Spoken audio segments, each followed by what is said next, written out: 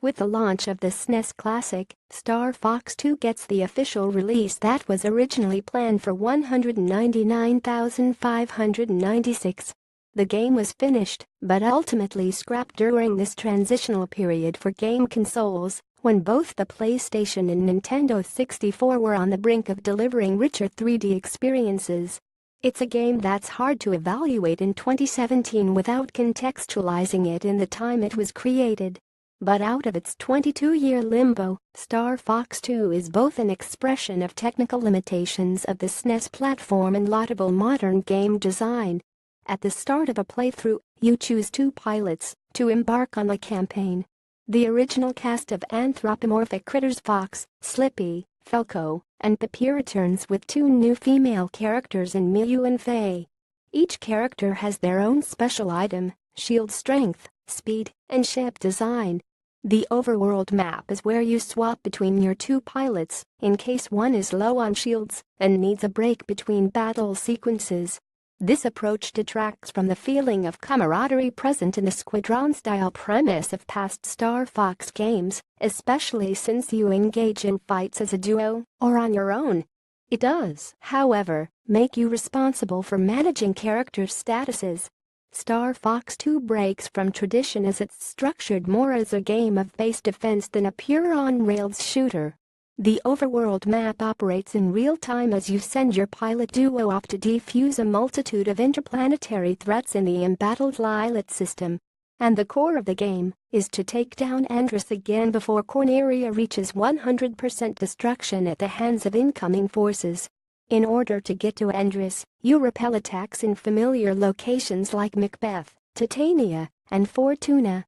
His cronies and high-ranking pilots Starwolf, Pigma, and Leon will intercept you at times. It's in these instances where you engage in free-flowing 3D dogfights in space. Free-roam planet missions differ slightly and offer Star Fox 2's best moments. Your R-Wing ship can transform into a land-based walker. Doing so causes the game to switch to manual acceleration and an alternate aiming system. It's a showcase of rudimentary third-person shooting that feels surprisingly contemporary, especially with the 16-bit era as your frame of reference.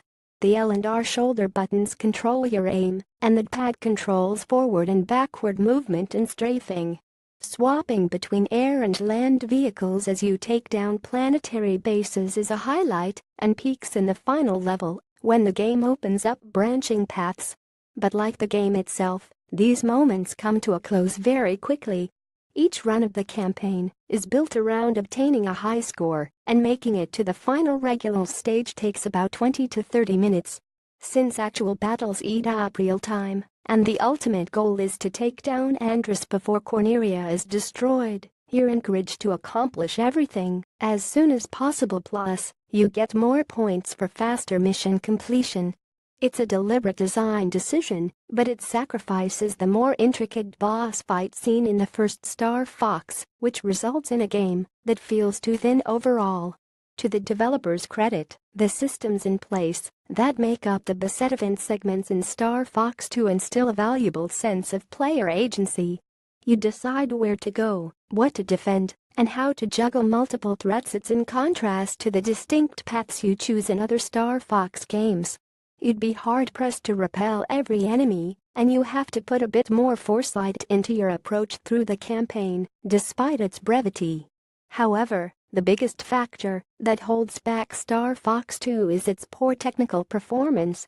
While we can boil it down to the lack of system resources the original developers had to work with on the SNES, knowing this doesn't negate the fact that the sluggish frame rate and rudimentary visuals make dogfights laborious. You'll find yourself mindlessly following target indicators since it's nearly impossible to track enemy ships in the game. It's hard to enjoy the pace of fights when Star Fox 2 runs almost like a slideshow. Star Fox 2 can be praised for the ambitious structure that seemed to be ahead of its time, but the enjoyable moments are hamstringed by modern standards and expectations.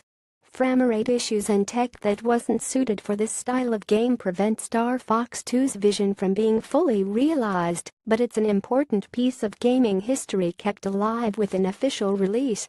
This game alone isn't the driving force to seek out an SNES classic, and you'll want to consider the more time-tested games in the package.